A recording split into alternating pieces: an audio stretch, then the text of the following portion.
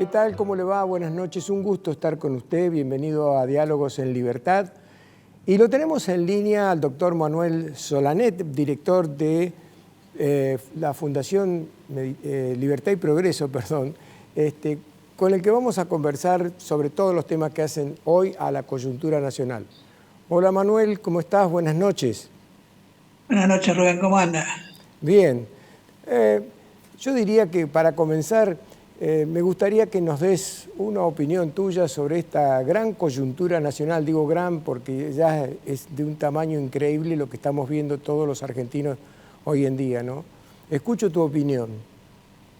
Bueno, tenemos el tema político y el tema económico. Ambos están interrelacionados, por supuesto. El tema político está transcurriendo en los días previos a la inscripción de las candidaturas, con dificultades en varios frentes. Es un problema típico de las democracias y del sistema que tenemos, pero ha tomado un nivel y una gravedad que pone en riesgo, digamos, la capacidad de comunicarse con el electorado de las dos fuerzas principales. Me refiero a Cambiemos y al Frente de Todos. Bueno, esto seguramente se va a resolver. Yo creo que todos nos lamentamos de que sea a través de dificultades que son imprevisibles, y Córdoba está pasando por un momento crítico dentro de este conflicto, por el hecho de que se ha decidido en una fracción de Cambiemos incorporar a la fracción del gobernador actual cuando están muy cerca de las elecciones propias de la provincia. O sea, el tema político está movido, pero yo en ese sentido soy optimista porque creo que estos son los gajes de la democracia y que se van a resolver, Dios quiera bien, y que tengamos elecciones en octubre en momentos de normalidad política. La economía está pasando por una situación muy grave, con dos dificultades. Una, la dificultad del gobierno de mantener el cepo que está aplicando desde hace mucho tiempo y la evidencia de que no tiene reservas positivas y le cuesta mucho obtenerlas. Ahí va la misión del ministro de Economía en Europa y en Estados Unidos y en China, con dudas sobre su éxito. Si no lo tuviera, el gobierno no tendría más que resolver el tema con una devaluación. Creo, sin embargo, que va a obtener de a poco los dólares que necesita para mantener este esquema de cepo. En el frente económico está la dificultad de la inflación y la posibilidad de que esta inflación se acelere en los meses previos a la elección y que esto no pueda ser detenido porque la inflación está motivada por una emisión muy fuerte de dinero que es consecuencia del déficit público que en los últimos 2 meses ha sido incrementado y por una actitud de la gente, que es lo que el gobierno no puede gobernar, que es la decisión de huir rápidamente de los pesos argentinos, más rápidamente cada vez a medida que la gente interpreta que estos pesos se valorizan con mayor velocidad. Y esto tiene el mismo efecto que la emisión. Lo hemos vivido más de una vez en Argentina. Es un riesgo grande y este riesgo tendría implicancias, como dije al principio, porque están relacionadas con la política. El gobierno estaría más debilitado frente a las elecciones de octubre y esto generaría una situación complicada, por lo menos en estos próximos meses. Pero esto es grosso modo. Hay muchos otros detalles que uno podría describir, pero lleva mucho tiempo hacerlo. Y lo que tiene que entender la gente es el foco del problema. El foco del problema es fiscal. Si no lo hubiéramos tenido y si no fuera crónico, no estaríamos en los problemas que estamos. Manuel, según lo escuché la otra noche a López Murphy, el Banco Central estaría en este momento con reservas negativas en alrededor de 7.000 millones de dólares. ¿Esto podría ser dinero de los encajes y podría darse una corrida cambiaria bajo esta situación? Es dinero de los encajes, aunque no necesariamente se podría dar una corrida cambiaria. De todas maneras, hay una proporción de los encajes que no ha sido utilizada y no hay una actitud de corrida como uno pudiera esperar de los depósitos en dólares. Pero sí, el gobierno está utilizando ese dinero que no está computado entre las reservas disponibles, las que pudiera estar usando. Y esto no es una buena señal. Yo creo que esto es de las cosas que tiene el gobierno que recomponer y de ahí el esfuerzo que está haciendo por conseguir dólares para salir de esta evidencia tan poco apropiada por una situación donde se necesita tranquilidad, confianza, que no la tiene. Claro. Ahora, es cierto, Manuel, que están las reservas de oro, ¿no? Pero son intocables. Si salieran a vender las reservas de oro es como, con el Titanic, es decir, todos al agua con bote o sin bote. Efectivamente, yo creo que lo último que debería hacer el gobierno es vender las reservas de oro. Tampoco tenemos tantas reservas de oro. Las pocas que tenemos son una señal, al menos de que hay un fondo, que hay una última manija donde agarrarse. Sería una muy mala señal. Yo no creo que lo haga. Sí creo, como le dije, que no nos van a soltar la mano, sobre todo el Fondo Monetario Internacional, donde el voto decisivo es el de Estados Unidos, porque el Fondo Monetario tiene en Argentina su mayor deudor, y usted sabe que un banco no puede liquidar a su mayor deudor.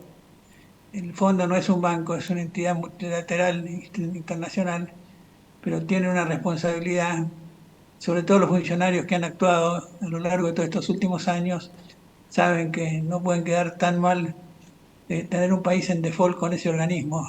Es lo último que deberían esperar y querer. De manera que me atrevo a decir de que los dólares con cuentagotas el gobierno los va a tener para llegar al fin de su mandato. Pero vuelvo a insistir en que hay otro riesgo que es el de la hiperinflación.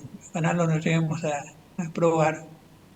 Claro. Ahora el gobierno está pidiendo adelantos al Fondo Monetario Internacional para pasar este mal trance que tiene en este momento. La pregunta sería, si si el Fondo Monetario le anticipa dinero a este gobierno, si es dinero del otro gobierno que viene después, ¿el otro gobierno va a recibir disminuciones de dinero o va a recibir igual? ¿Van a tener que hacer un nuevo arreglo con el fondo? Lo que está aspirando el gobierno es recibir el dinero que necesita para pagar las cuotas que vencen del fondo, pero un poco más, para poder mantener el control del mercado cambiario. Todo lo que reciba este gobierno es deuda para el que lo herede. O sea, lamentablemente es así. La esperanza es que el próximo gobierno no esté encerrado en un cepo, tratando de comprar dólares baratos y venderlos caros, cosa que sabemos que nunca da resultado para el que intenta hacerlo de esa manera. Un gobierno con cepo cambiario, con tipos de cambio diferenciados, siempre va a estar en el problema que no tiene dólares. No es que no haya dólares en la Argentina hay dólares y en los ahorros de la gente hay muchos dólares. El que no tiene dólares es el gobierno, concretamente el Banco Central, porque hay cepo. Entonces tiene que estar restringiendo importaciones, limitando o exigiéndoles a las empresas que financien sus importaciones o que refinancien sus deudas. Todo esto ha creado una situación de recesión en la economía. Hay muchas empresas que no tienen insumos para producir, faltan medicamentos, faltan elementos importados que no faltaban antes. O sea, esto es lo que resulta de los cepos. Cepos cambiarios nunca dan resultado y siempre agotan las reservas de quien intenta controlar el mercado, en este caso el Banco Central. Claro. Vamos al próximo gobierno, Manuel, porque en general la gente está escuchando de que lo que más convendría sería un programa de shock. En ese sentido, ¿cuál a tu criterio serían las medidas de shock más importantes que debería adoptar el próximo gobierno? Iniciar un programa de reestructuración del aparato estatal, digo iniciar, porque esta reestructuración va a llevar un tiempo, unos meses, incluso tiene que venir con amortiguadores sociales, porque no se puede dejar de un día para otro cientos o miles de empleados en la calle. Tiene que iniciar y resolver de inmediato la reforma laboral, una reforma laboral que quite riesgos a las empresas, que permita aumentar la productividad, que permita aumentar el empleo, que mejore las condiciones de negociación, privilegiando los acuerdos a nivel de empresa sobre los acuerdos a nivel de sector. En fin, una reforma laboral que ya está tan estudiada y tan elaborada que no hace falta más que instrumentarla. Tiene que haber una reforma tributaria, eliminando los impuestos distorsivos, empezando por las retenciones a la exportación, el impuesto al cheque, renta presunta y otros que son distorsivos o son perjudiciales para la producción, como el impuesto a los ingresos brutos, que debería ser reemplazado por un impuesto a las ventas finales. Este es un impuesto provincial, es un tema de provincias. Nosotros en nuestra fundación hemos propuesto que haya una reforma al mecanismo de coparticipación de impuestos con las provincias, sistema federal, proponiendo que se devuelvan potestades tributarias que originalmente eran de las provincias y el gobierno se las tomó, y que esas provincias con sus propios ingresos solventen su propio gasto. Esto se llama correspondencia fiscal, que alinee los incentivos para que los gobernadores gasten mejor y menos. Esta reforma tiene sus bemoles porque no se puede cambiar de un día para otro un mecanismo redistributivo. Nosotros proponemos resolverlo con un fondo de redistribución horizontal administrado por las provincias en su conjunto. Hace falta una reforma monetaria para que el sistema monetario funcione con más eficacia, con menores riesgos para los depositantes y que se pueda recrear el mercado de capitales que está ausente prácticamente en la Argentina. En otros planos hace falta una reforma en el plano judicial, en la educación, en el sistema de salud.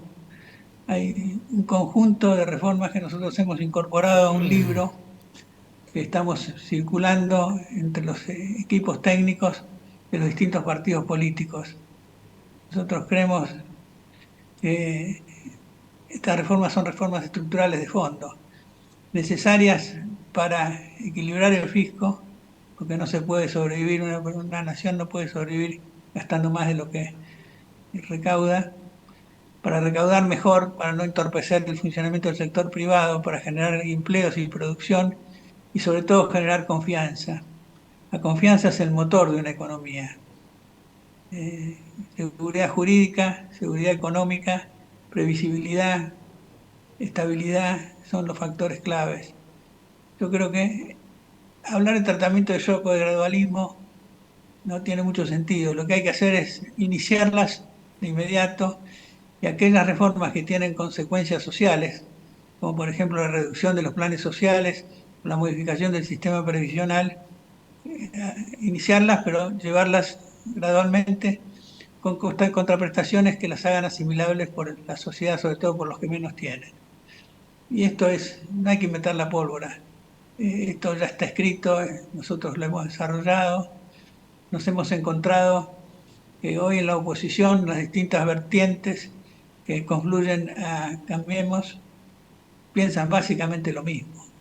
Tanto la Fundación Alem del Partido Radical, como la Hannah Arendt de Coalición Cívica, como el Pensar de Rodríguez Larreta o como el equipo que tiene Patricia Bullrich, están todos concluyendo a este tipo de medidas que son inevitables. Cuando un país ha llegado a esta situación tan crítica, son pocos los caminos que tiene para seguir, descartando la incorporación de una vía socialista, un socialismo del siglo XXI que sería catastrófico. Todos los demás caminos confluyen a un conjunto de políticas comunes. El otro día le comentaba a Aldo Abraham, tu compañero de ruta, que otro compañero, Agustín Echevarne, en un programa de televisión hace ya un tiempo, había explicado cómo la Fundación Libertad y Progreso había desarrollado una idea de desprenderse de empleados públicos en Argentina, garantizándoles un ingreso como el del sueldo actualizado hasta 2 años inclusive, y con eso el Estado ahorraría mucho dinero. ¿Podés ampliar el concepto? Bueno, hay una ley nacional, que se llama la Ley del Empleo Público Nacional, sancionada en diciembre del año 99, que establece a través de 2 artículos, el artículo 11 y el 12, un mecanismo para, en los casos que se suprima el cargo, poder prescindir de la persona que lo ocupaba. La ley actual establece que durante un año se le mantiene el sueldo y al cabo de ese año, si es que no puede reinsertarse en otro lugar de la administración pública, se le paga una indemnización de tantos meses como años trabajó. A los que tienen poca antigüedad no se les da el año, sino un poco menos. Nosotros nos apoyamos en esa ley y proponemos ponerla en ejecución. Por de pronto, aumentar el periodo de 1 a 2 años y después generar incentivos para que el sector privado capte el personal sobrante del sector público. Por ejemplo, una exención de los aportes patronales durante 2 años y un subsidio para la capacitación en el nuevo empleo. Nosotros creemos que esto hace factible la reforma y que va a ser con las menores consecuencias posibles para aquellos empleados públicos que nos sigan. La supresión de los cargos viene con un rediseño del aparato estatal, un rediseño completo, con 7 ministerios, 8 en una alternativa, con una reducción de los niveles de la pirámide administrativa. Nosotros proponemos presidente, ministro, viceministro y director nacional. Actualmente es presidente, ministro, secretario, subsecretario y director nacional. Además, en la presidencia hay toda una estructura que depende del jefe de gabinete que compite con los ministerios. Eso proponemos suprimir. O sea, no hay que dictar una ley nueva, sino mejorar una ley existente. El rediseño de la administración se puede hacer por decreto, así lo han hecho todos los últimos presidentes que han tomado el poder, y la simplificación permite que se ponga la totalidad de los empleados en disponibilidad, de manera que la ley sea aplicable.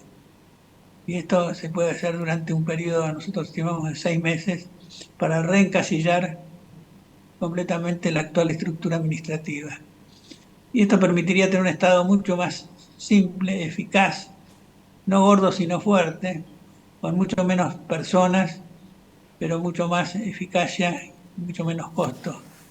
Este es uno de los componentes de la reforma. Las provincias tienen que hacer algo similar, incentivadas por un mecanismo de correspondencia fiscal. El gobierno nacional tiene que actuar sobre el sistema previsional.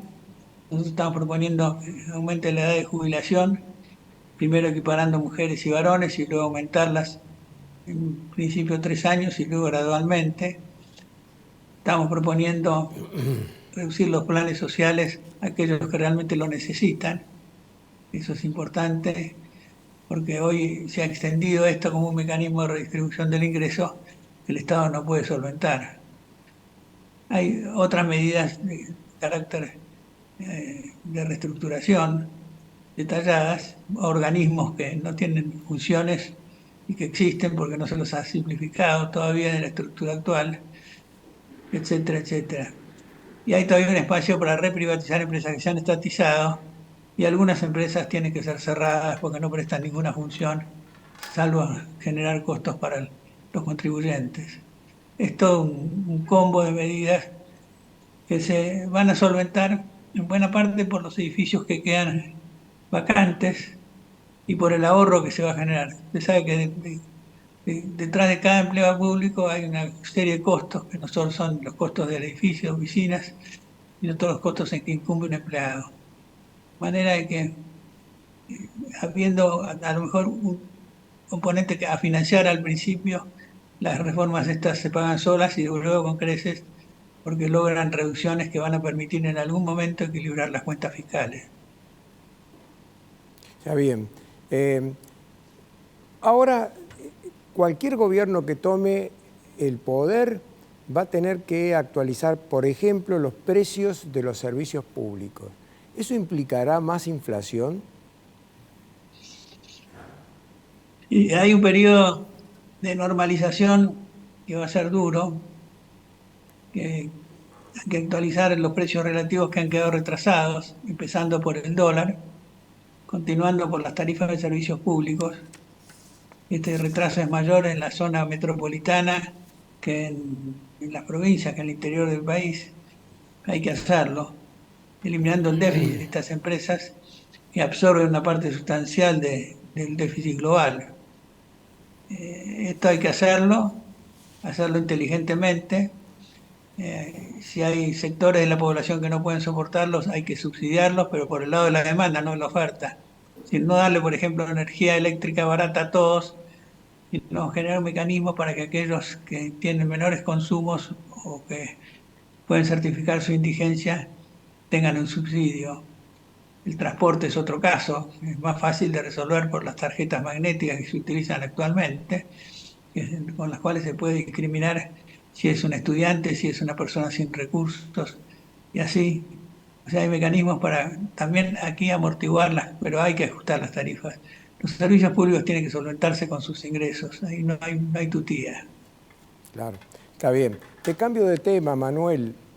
En la capital federal el tema del liberalismo se entendió mucho más rápido que en el interior. En el interior hasta hace 10 años yo no podía decir que era liberal porque algunos me consideraban un traidor a la patria. Entonces había resistencias ideológicas manifiestas contra el liberalismo en general. Y me gustaría cambiar algunas impresiones contigo porque te sé que sos un gran defensor del liberalismo. Toda la Fundación Libertad y Progreso está orientada en esa idea. Y la primera pregunta que te quiero hacer es si el liberalismo es una ideología o es una filosofía. La palabra ideología a mí no me gusta. Me gustaría más que se considere una filosofía, una forma de pensar donde se privilegia la libertad individual del hombre, la posibilidad de que el hombre elija dentro de la medida de lo posible, que respete al prójimo. Yo creo que esa es la esencia. Se puede decir liberalismo, se puede decir ideas por la libertad o ponerle cualquier nombre. Y si hay alguna cuestión atávica, un complejo, porque es una palabra que se ha usado peyorativamente, agregándole por decir neoliberalismo, no importa, lo que valen son las ideas.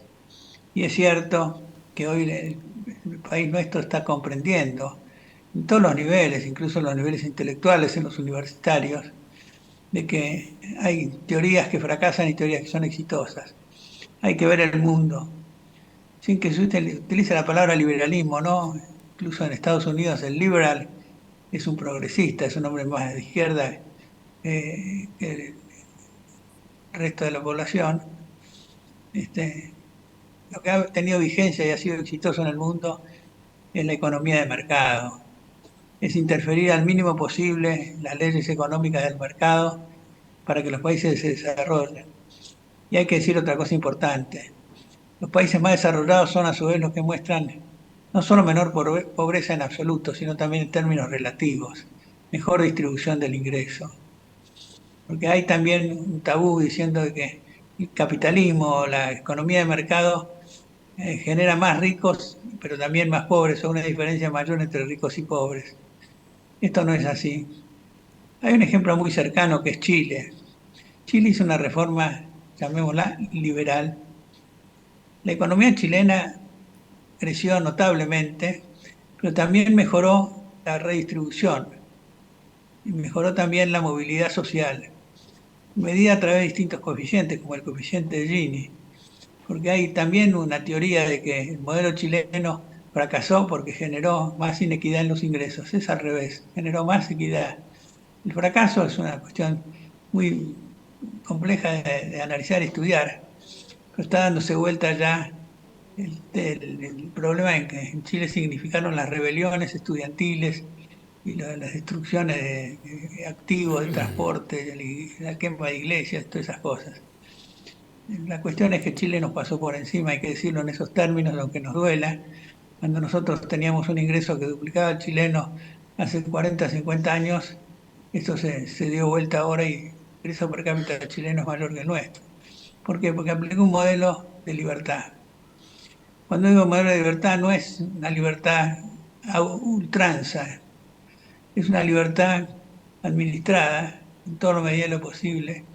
Y cuando hay fallas de mercado, hay situaciones monopólicas o oligopólicas, el gobierno tiene todas las capacidades de actuar a través de la legislación antimonopolio y otras legislaciones. O sea, acá no hay que ser fanático, sino hay que ser sensato. Y yo creo que la sensatez hoy pasa por estas ideas. Coincido, Rubén, contigo, de que están extendiéndose y uno puede exponerlas ahora sin que le tiren piedras. Muy bien, Manuel. Muchas gracias por haber participado de nuestro programa. Me gustaría que podamos tener futuros encuentros para ir aclarando cosas y te mando un gran abrazo. Muchas gracias igualmente.